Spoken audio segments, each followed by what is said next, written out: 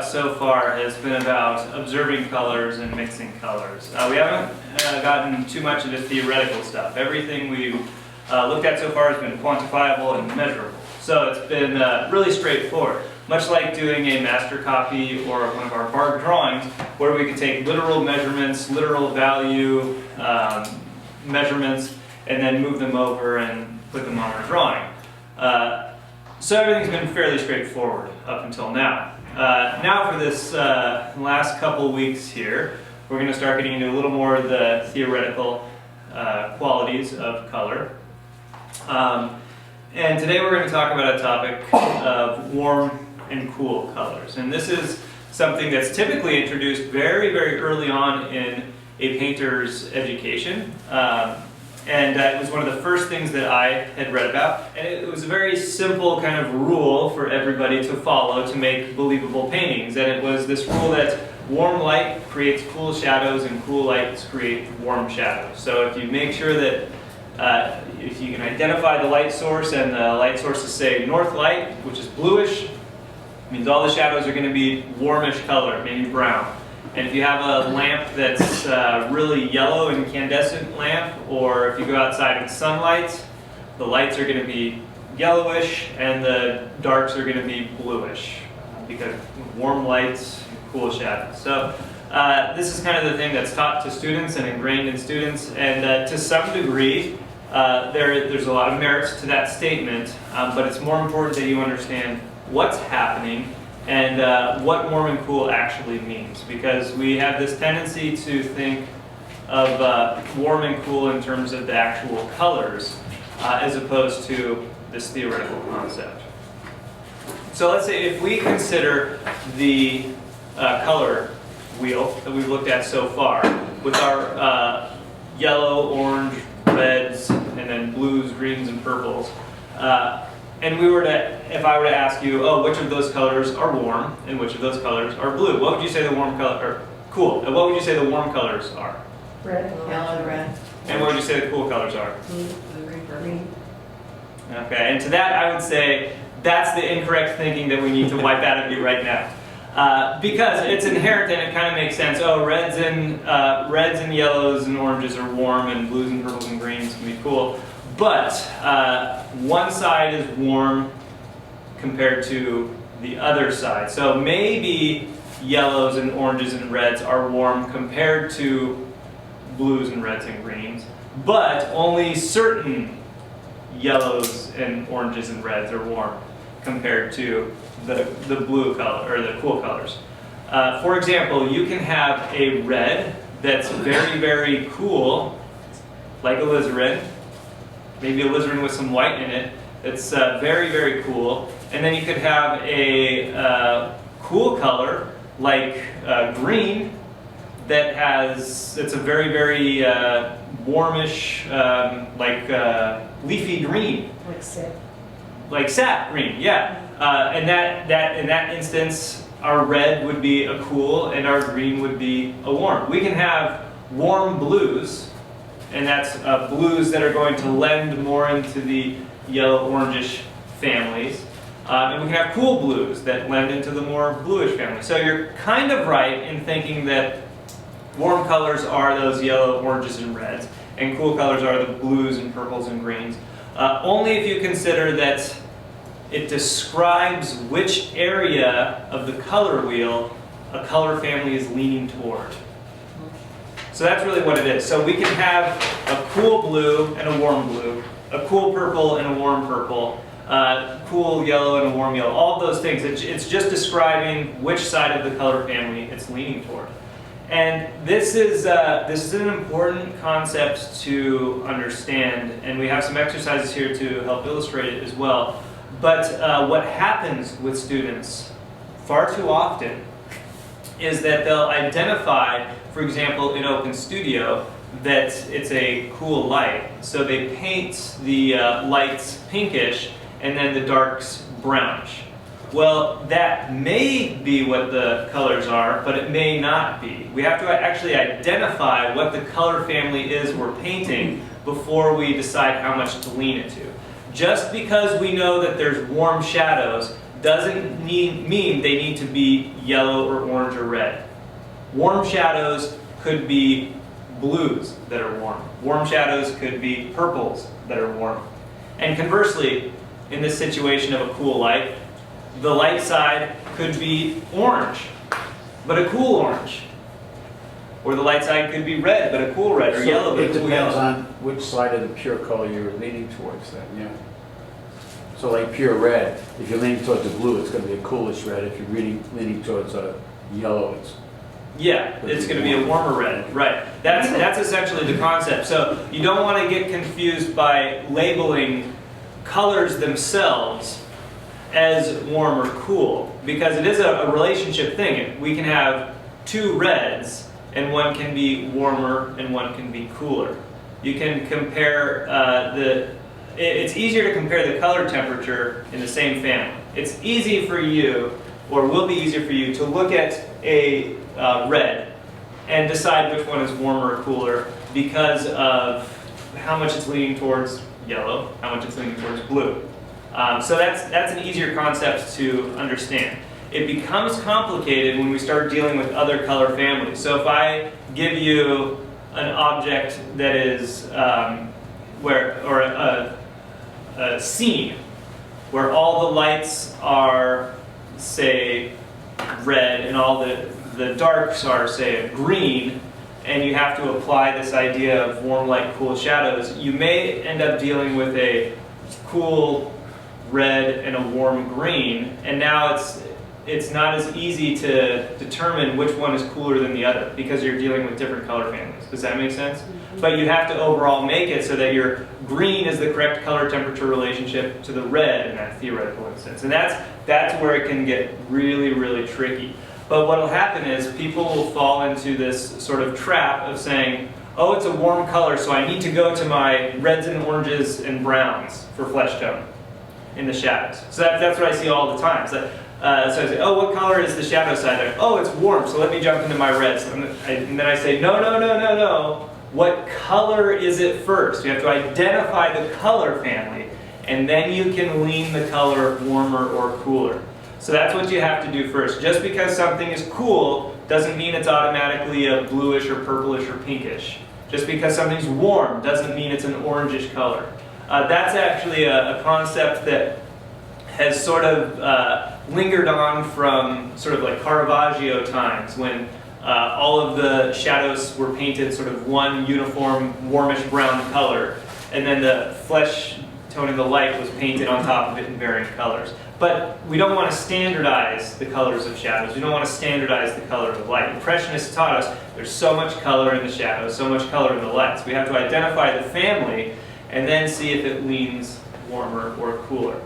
Now, if we were to consider everything we've thought about so far, and every way I've told you to mix color so far, it will fit in perfectly to this concept of warm and cool. Because really what I've asked you to do is identify the color family, red, yellow, blue, identify if it's leaning more in one direction or the other, how much red, yellow, and blue, and what is the chroma and the value. So as you're fine-tuning that color family, more yellow, more red, more blue, you are adjusting the color temperature of that family. So it still makes sense. You cannot even think at all about color temperature and make successful paintings if you make accurate observations about the amount of red, yellow, and blue in those colors.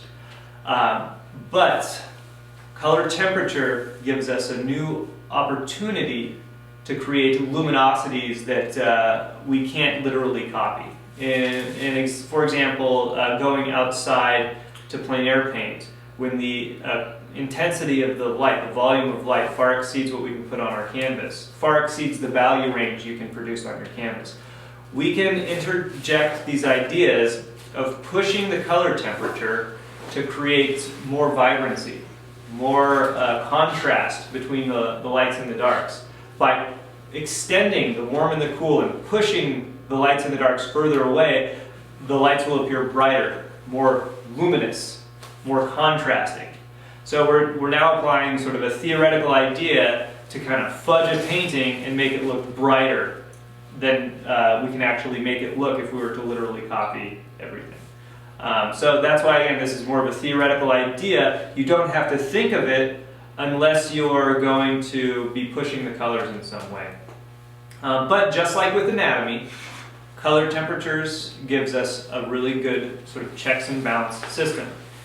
If you paint everything where you think it's correct, and then you objectively observe your painting, and you realize that the lights aren't cool relative to your darks, or they're not warm relative to your darks, or whatever the relationship may be, then it's a signal that you inappropriately mixed your red, yellows, and blues in the painting, and you're going to have to revisit some of those color mixtures. Just like with anatomy, we would draw what we see, and then we would use our anatomy drawing and say, oh, that forearm is too long to be a forearm. Maybe I observed it incorrectly. I have to go back and adjust it and fix it. So that's really what we're going to try to strive to apply this concept to more. But you should know that there are a lot of artists who don't worry too much about painting the color they actually see. Because painting the color that's actually there is actually much less relevant to the realism of a painting than other qualities, such as drawing. Drawing is primary, and values. Drawing and values are great. And then after that, we would say color-temperature relationships would actually be more important in achieving realism of a painting than getting the actual color right. Because just like with still life, nobody's going to know if your pot is exactly that shade of red. But if your color temperatures between the light and dark are incorrect, then that will betray your believability, and people won't buy it. So even if you have to change the color of your object, you can do that as long as you still interject believable temperature relationships. And so that's why color temperature is taught so early on, this idea of warm and cool, because it's considered more important to the believability of a painting than actually matching the colors. Now, in this past 8 weeks, I have strived to instill in you the ability to mix the correct colors that you see so that you won't have to rely on this sort of fail-safe trick. Because if people aren't versed in mixing color, it becomes too easy to just say, oh, I can't get the color right, I'll just make this color a little warmer and now it works and I'll move on. And that can be fine when you become an artist and do whatever, but it's not really going to help you with, say, a master copy where you're trying to study how to mix those colors. Or if you're ever, maybe you have a commission and you're trying to paint something and the dog has to be the color that the dog is, then you're going to need to be able to mix those colors. So keep in mind, this is sort of a theoretical idea that's letting us become more concerned with the overall believability of color in the painting than with the literal colors of the painting. To what extent does the local color of an object affect the warm light, cool light? I mean, if you have a kid playing with a ball in the early morning, you're going to have the warm light coming across, and then the ball might be on the shadow side, but if you take the ball away, then will that affect the warmness or coolness or the You mean if you put the ball in the shadow versus take the ball out of the shadow? Well, yeah, if you have the fox playing with a red ball and the sun is hitting him from here and the ball is over here. And so you get the reflection and the shadows, and then you take that away. Does the local color of the ball, since it's no longer there, will that change the colors of the, turn it cooler? Turn which colors The cooler? shadow, on the shadow side? Because No. you've taken the red away? So you have sort of I think your question is, does local color have anything to do with color temperature? Right? Right. And the answer is no. Okay. Local color has absolutely nothing to do with color temperature. It's all about the relationship of the color created by the light. Okay. So Kevin brought down for me 3 different pots. We're going to put them under different lights so you can observe them, and I'll even do a little mixing here to sort of show you how to build up those relationships. But regardless of what color it is, you still have to have a yellow that's warm on one side or cool on the other, or red that's warm on one side, cool on the other. So it doesn't have anything to do with the local color. And I was just reading a book by Harold Speed. Are you guys familiar with him? An educator and painter. He's got a book called The Practice of Oil Painting or something like that, and it's had a couple different various titles throughout the ages. But he echoes the same idea. I even bookmarked a passage, but it's upstairs in the room for you guys, where he says that you must divorce yourself from the idea of local color and forget everything you know about the color of an object when you go about painting it, and just observe its effects under light and paint that color. If you do that, you don't really have to worry about anything else. But we can also interject this idea of warm and cool just to make sure believable. Just like anatomy. This is like what warm and cool is. Warm and cool is your anatomy of color. It's the checks and balances to make sure that there's believability in your painting. Just like we would use anatomy to make sure that our drawing has believability of the figure. But it's not something that you have to base your painting off of if you don't want to. Some people do, but you don't have to. If you understand this concept very well, you can get more into imaginative painting as well. Because you can, if you do a closed grisaille, and then you just want to color on top of it, you can get creative and imaginative with your colors and start to make stuff up as long as your color temperatures between the light and the shadow are consistent with the lighting condition. So you can make completely invented colors of a painting that look believable. And if your color temperatures are wrong and you see a painting that's made up, it won't look believable and you might not know why. It'll look like there's dead color or it's not glowing or the shadows are lifeless. That's usually an indication that there's a color temperature issue. Does that make sense? Yeah.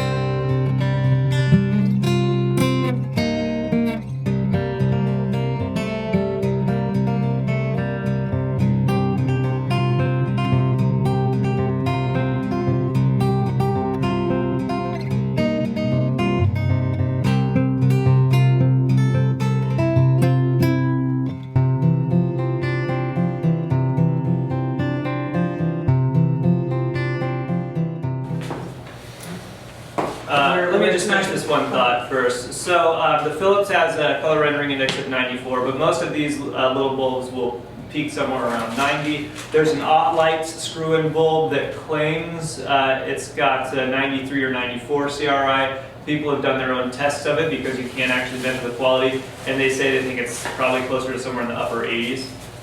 But there are some fixtures you can buy as well, like the ones Dan just bought for the studios that have they're the adjustable LEDs used mostly in film. They have a color rendering index, I think, of like 96. So the model under them looks pretty darn gorgeous, and you can adjust the color temperature to look like north light or overcast light or sunlight.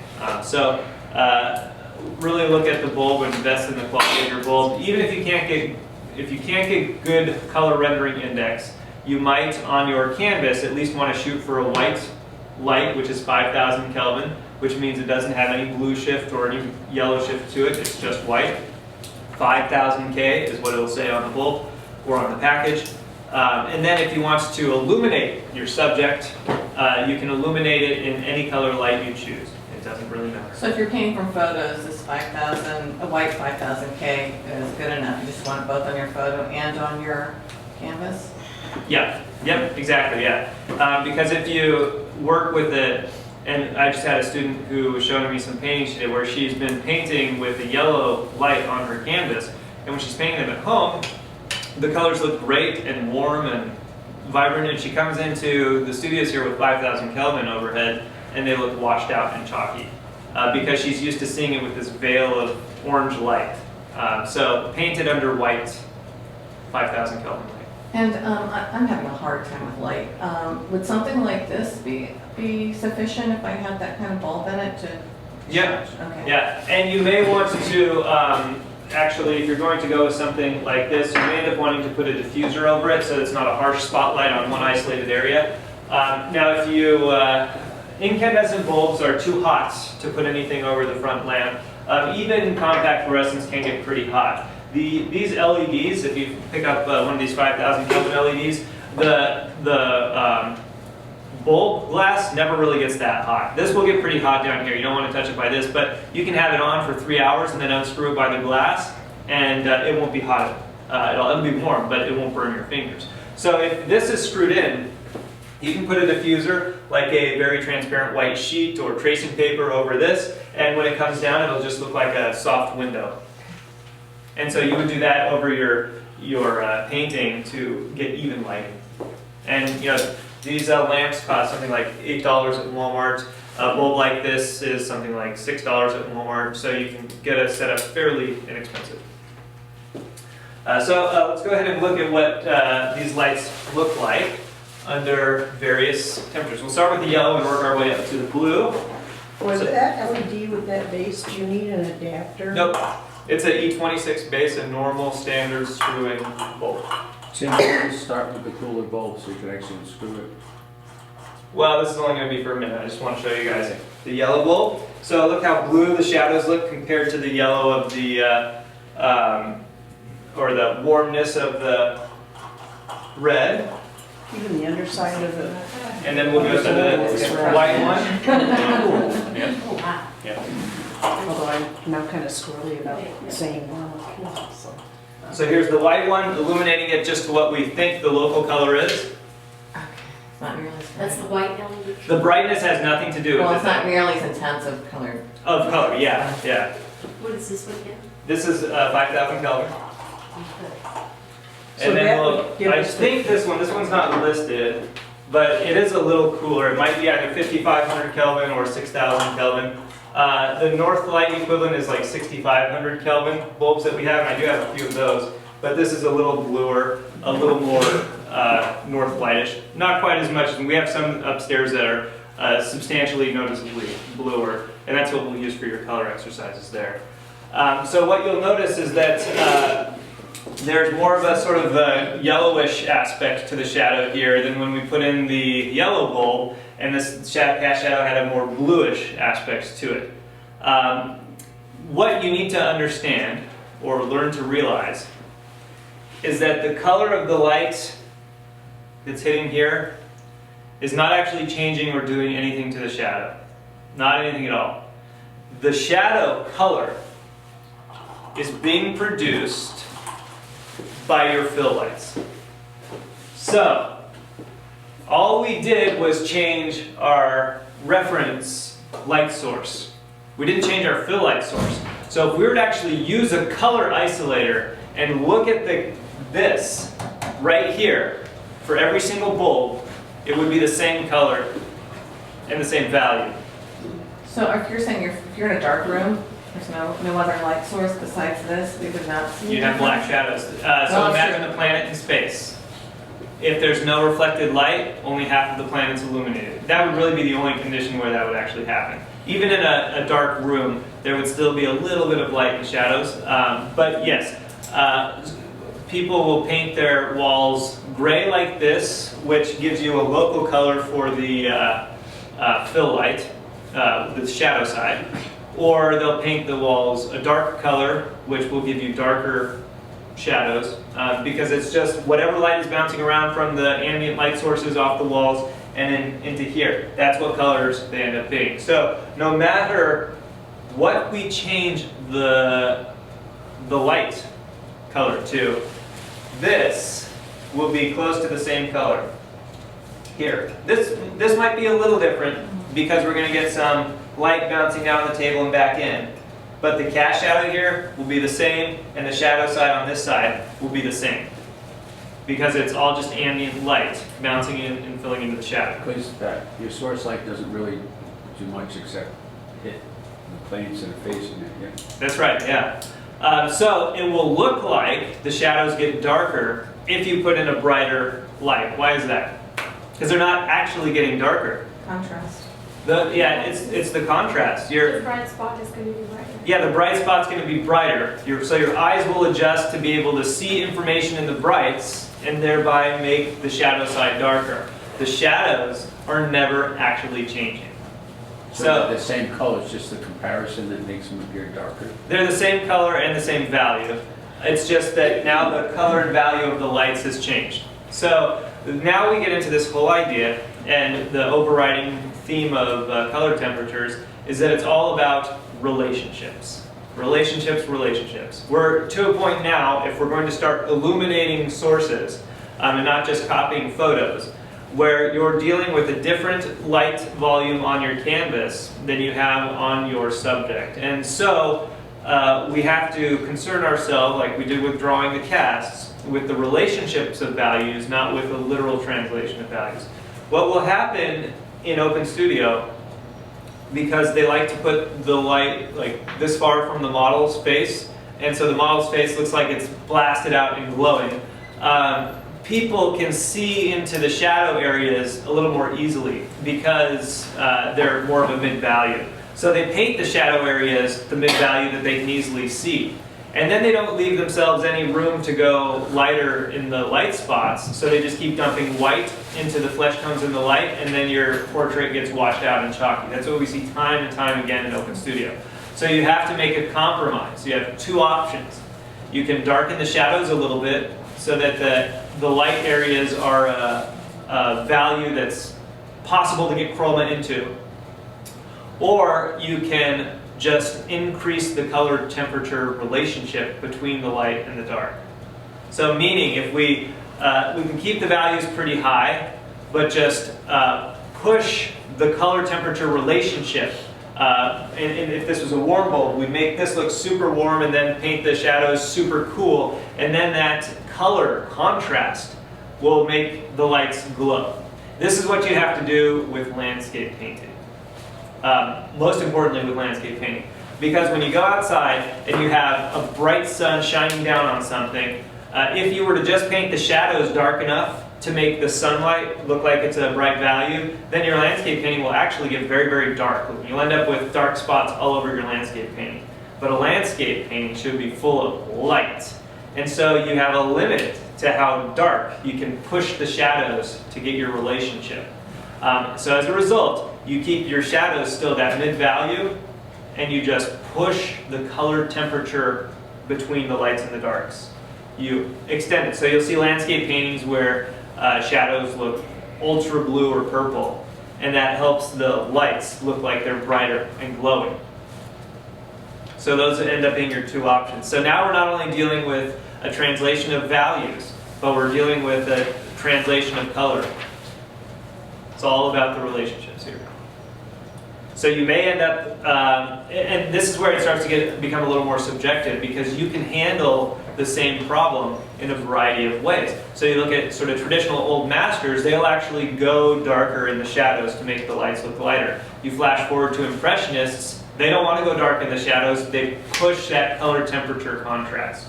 And so then their paintings end up bright and luminous. So it works some of the time, it doesn't work as well other times. And this is where it's going to be up to your judgment call to decide when you're having to go with value contrast and when you're having to go with color temperature contrast. So if you're out in the desert and you're in a wash and you're painting whatever, and there's a tree and the sun is coming this way, which shadows it over here, that you still see the objects in the shadow, they're just a darker value.